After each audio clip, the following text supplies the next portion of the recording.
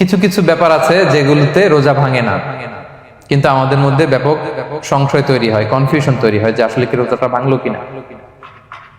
সেগুলো কি আমরা এবার সেগুলো শুনবো। 3 নম্বর সাব পয়েন্টটা তো ক্লিয়ার যে কিছু কিছু কাজ আছে যেগুলো করলে আসলে রোজা ভাঙে না। Things or actions that don't invalidate the fast, এটা আপনার রোজা ভাঙবে না। সেগুলো কি?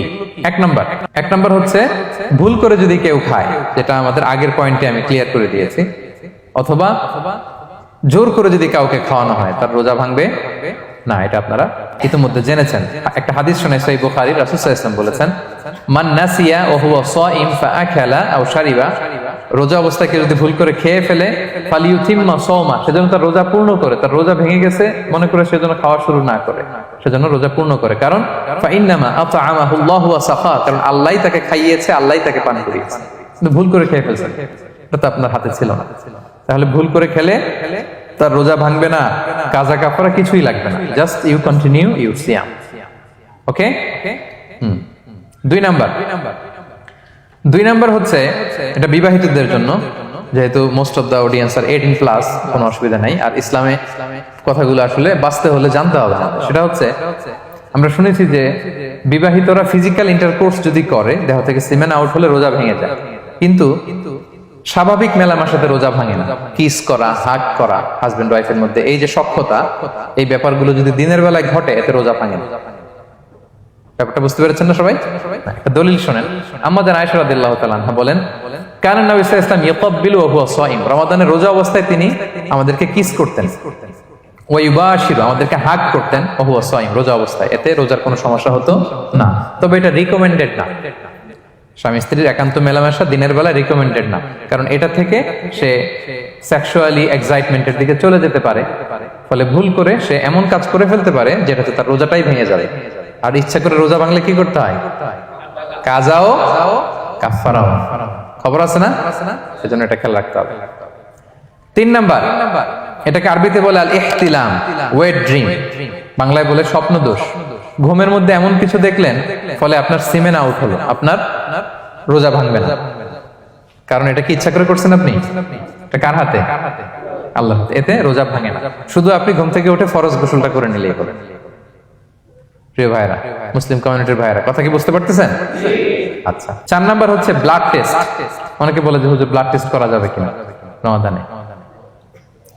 ব্লাড টেস্ট করা যাবে। ব্লাড টেস্ট করলে রোজা ভাঙে না, এটা খুবই জরুরি একটা মাসালা, প্রায় আমাদের লাগে। 1-2 সিরিঞ্জ ব্লাড নিলে ভাঙে না। তবে যদি অনেক বেশি অ্যামাউন্টের ব্লাড নেয়, এতে যদি আপনি ক্লান্ত হয়ে পড়েন, সেক্ষেত্রে আপনি রোজা ভাঙতে পারবেন, পরে কাজা করলে হবে। 5 নাম্বার হচ্ছে অনিচ্ছাকৃত বমি। এটা আমি আগেও ক্লিয়ার করেছি যে ইচ্ছাকৃত বমি করলে রোজা ভাঙে, কিন্তু অনিচ্ছাকৃত যদি বমি চলে আসছে, ভমিটিং হচ্ছে, আমার রোজা ভাঙবে না। 6 নম্বরে নোজ ব্লিডিং, নাক দিয়ে অনেকে রক্ত পড়ে না, নাক দিয়ে রক্ত ঝরলে মানুষের রোজা ভাঙে, আনলেস যদি অনেক বেশি অ্যামাউন্টের হয়, আপনি ক্লান্ত হয়ে পড়েন, তখন তো আপনি রোজা ভাঙতে পারবেন। 7 নাম্বার, রোজা রেখে দাঁত ফেলতে পারবো কিনা? জি, রোজা রেখে আপনি আপনার দাঁতকে রিমুভ করতে পারবেন, খুব বেশি যাতে রক্ত বের না হয় সেটা আপনি খেয়াল রাখবেন। দাঁত ফেললে যে রক্ত বের হয় এতে রোজা ভাঙে না। 8 নম্বর পয়েন্টটা খুবই গুরুত্বপূর্ণ, এটা খেয়াল করে শুনতে হবে। কান দুইটা খরগোশের কানের মতো খাড়া করে শুনেন, খুব মনোযোগ দিয়ে। 8 নম্বরটা হচ্ছে ইনজেকশন। রোজা রেখে ইনজেকশন দেওয়া যাবে কিনা? কিছু কিছু ইনজেকশন দেওয়া যাবে, কিছু কিছু দেওয়া যাবে না। কোনগুলো দেওয়া যাবে না? এনার্জেটিক ইনজেকশন দেওয়া যাবে না। যে ইনজেকশনে ফুড সাপ্লিমেন্টারি আছে, যেটার মধ্যে নিউট্রিশন ভ্যালু আছে, এই ইনজেকশন গুলো দেওয়া যাবে না। এমনও ইনজেকশন আছে যেটা দিলে 7 দিন আপনার আর খাওয়া লাগবে না, একেবারে তরটা যাবে, এরকম ইনজেকশন দেওয়া যাবে? তো আপনি সিস্টেম করে খাইলেন কেমন জানো, তাই না? আপনি অন্য ওয়েতে দেহে এনার্জি ইনপুট করলেন, এটা করলে রোজা ভেঙে যাবে। তাহলে food supplementary injection, nutrition value আছে এরকম injection, energetic injection, energy boost up করে এরকম ইনজেকশন দিলে রোজা ভেঙে যায়, এগুলো দেওয়া যাবে না। কিন্তু পেইন কিলার যে ইনজেকশন গুলো আছে এটা দিতে পারবেন।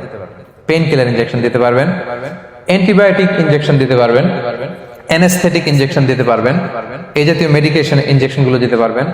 কোভিডের যে ইনজেকশন এগুলো আপনি দিতে পারবেন, এগুলোতে রোজা ভাঙে না, কারণ এগুলোতে আপনার স্টোমাকে কিছু পৌঁছেও না, আপনাকে শক্তিবর্ধক কিছু দেহে প্রবেশও করাচ্ছে না, আপনার এনার্জিও বাড়ে না, আপনার এনার্জি বাড়ে না, আপনার নিউট্রিশন ভ্যালু অ্যাড হয় না, আপনার স্টোমাকে কিছু পৌঁছে না, এই জাতীয় সব ইনজেকশন দেওয়া যায়। ইনজেকশনের পয়েন্টটা ক্লিয়ার?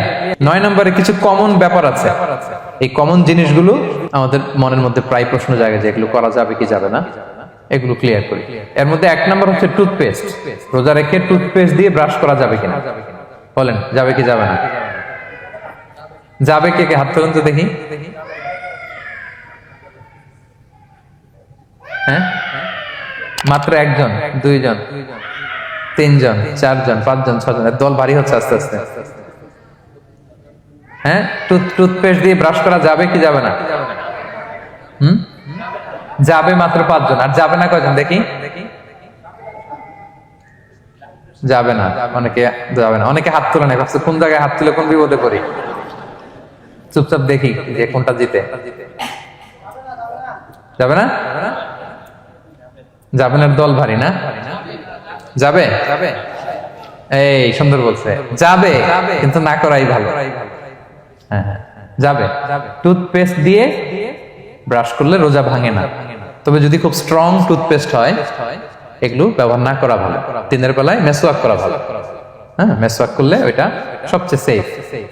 তবে যদি আপনি টুথপেস্ট দিয়ে ব্রাশ করেন আপনার রোজা ভাঙবে না ইনশাআল্লাহ। কেউ কেউ মাকরু বলেছেন, কিন্তু আপনার রোজা ভাঙবে না। মাউথ ওয়াশ সেম, যাবে, কিন্তু রেকমেন্ডেড না। হ্যাঁ, গার্গল করতে গেলে আবার ভিতরে চলে যাবে। সিম্পলি কুলি করা যাবে, কিন্তু আপনার রোজা ভাঙবে না। কিন্তু দিনের বেলায় আমরা টুথপেস্ট, মাউথ ওয়াশ এগুলো ইউজ না করে কোনটা সাজেস্ট করি? কোনটা? মেসওয়াক করেন তো আপনারা?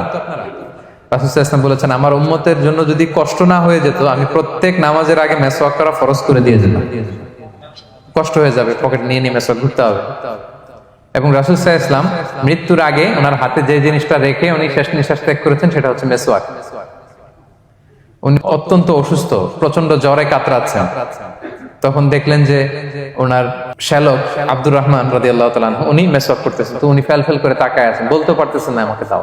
আম্মা জান আয়েশা বুঝতে পারলেন যে রাসূল মনে হয় চাচ্ছেন, তো উনি এটা নিয়ে এসে নিজে চাবালেন। রাসূল সাল্লাল্লাহু আলাইহি ওয়াসাল্লাম চাবায় যে নরম করবেন এই শক্তিটাও গায়ে নাই, আম্মা জান নিজে চাবিয়ে রাসূল সাল্লাল্লাহু আলাইহি ওয়াসাল্লামের হাতে দিলেন, রাসূল সাল্লাল্লাহু আলাইহি ওয়াসাল্লাম মেসওয়াক করলেন। এই মেসওয়াক করার কিছুক্ষণ পরে তিনি ইন্তেকাল করলেন। আরবাউন মিন সুনানিল মুরসালিন, 4টা সুন্নাত, এটা সব নবীদের মধ্যে ছিল, এর মধ্যে একটা হচ্ছে আসওয়াক, মেসওয়াক। মেসওয়াক করবেন তো আপনারা? আচ্ছা, এরপর রোজা রেখে আতর দেয়া যাবে, কোনো সমস্যা নাই, পারফিউম দেয়া যাবে, সমস্যা নেই, আই ড্রপ দেয়া যাবে, চোখে ড্রপ দেয়া যাবে, আইলাইনার দেয়া যাবে, কাজল দেয়া যাবে, এগুলোতে রোজা ভাঙে না। এরপরে ডায়াবেটিক পেশেন্ট যারা আছে তারা ইনসুলিন দিতে পারবেন, এত রোজা ভাঙে না। এটা আমাদের লাগে না, আমাদের অনেক মুরব্বীদের দিতে হয়, আমাদের আব্বা আম্মাদের। তো এটা আপনারা জেনে গেলেন, ইনসুলিন দিলে রোজা ভাঙে না। এরপরে 10 নম্বর খুব মজার একটা পয়েন্ট, খাবারের যদি লবণ চেক করা হয় এতে রোজা ভাঙে না। তবে ঘরে আপনারা এটা ট্রাই করবেন না, এটা রেকমেন্ডেড না। এটা কখন রেকমেন্ডেড? এটা বড় শেফদের জন্য। লেটস সে রমাদানে 1000 লোকে বিরিয়ানি করা হবে, আল্লাহর বান্দারা রোজাদাররা খাবে, এটা লবণ বেশি হলে খাইতে পারবে? পারবে না। এজন্য যিনি শেফ, প্রধান বাবুর্চি, উনি লবণটা ট্রাই করতে পারবেন, করেই সাথে সাথে কুলি করে ফেলবেন, ভিতরে তো কিছু গেল না, এতে রোজা ভাঙে না। তাই বলে প্রতিদিন ঘরের রান্নাতে আবার এটা করতে যায় না। ঘরে 2 জন, আপনি আপনার হাজবেন্ড ওয়াইফ টোনাটুনি একটা হইলেই হইলো, কি বলেন? লবণ বেশি হবে কম হবে, কিন্তু বড় প্রোগ্রাম, অনেক রোজাদাররা একসাথে ইফতারি করবে, এটা তো লবণাক্ত হইলে খাওয়া যাবে না। তো সেক্ষেত্রে শেফ যদি জাস্ট জিব্বা দিয়ে লবণটা একটু ট্রাই করে নেয় যে অ্যাড করতে হবে না, ঠিক আছে, সাথে সাথে কুলি করে ফেলে, রোজা ভাঙবে না। দলিল কি? দলিল হচ্ছে কাঁচা ডালের মেসওয়াক। রাসূল সাল্লাল্লাহু আলাইহি ওয়াসাল্লাম কাঁচা ডালের জাইতুনের মেসওয়াক দিয়ে তিনি সেওয়াক দিয়ে মেসওয়াক করতেন। তো কাঁচা জাইতুনের আপনারা মেসওয়াক করছেন, এটা কিন্তু অনেক লবণাক্ত, সল্টি, এটার মধ্যে একটা ঝাঁঝালো ভাব আছে। তো এটা আপনার জিহ্বায় লাগলে কি রোজা ভেঙে যায়? ভাঙে। এবং আপনি যদি সমুদ্র অঞ্চলে সফর করেন, সমুদ্রে লেটস সে 1 মাসের, আমাদের এই যে বাংলাদেশে তো এখন এই কি বলে প্রায় 7 লক্ষ টাকা করে দিছে আমাদের হাজিদের জন্য, হজ করতে হলে প্রায় 7 লক্ষ টাকা লাগবে। তো এরকম ঘোষণাও দেখলাম যে নেক্সট ইয়ার থেকে সমুদ্র পথে যাওয়া যাবে কম খরচে। তো কেউ যদি এমন হয় সমুদ্রের সফরে দীর্ঘ সময়, আপনি ওযু করবেন কি দিয়ে? সাগরের পানি দিয়ে। তো সাগরের পানি কেমন? সাগরের পানি দিয়ে আপনার কুলি করতে হবে না, মাছ মজা করবেন না, তো আপনার কি রমজানে যদি কুলি করেন আপনার রোজা ভেঙে যাবে?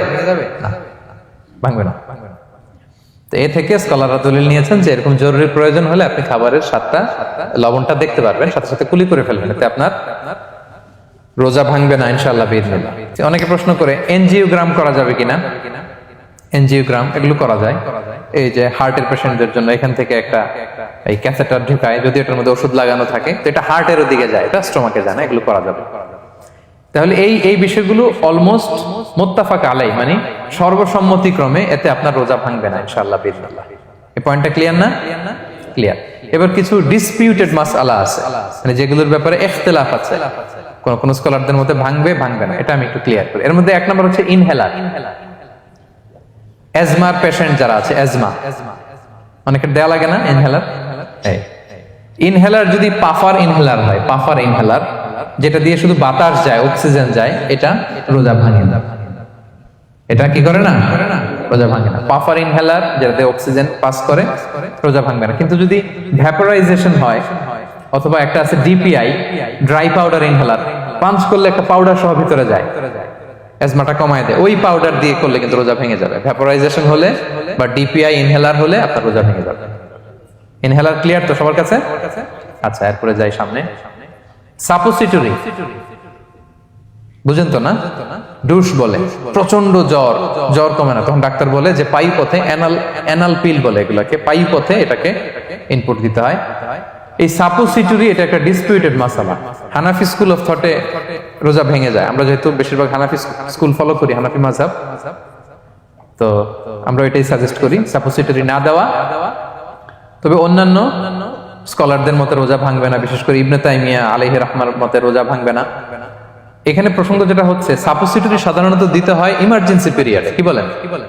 জ্বর আর কমে না, কঠিন অবস্থা, তো ওই অবস্থায় তো রোজা এমনি ভাঙা যায়।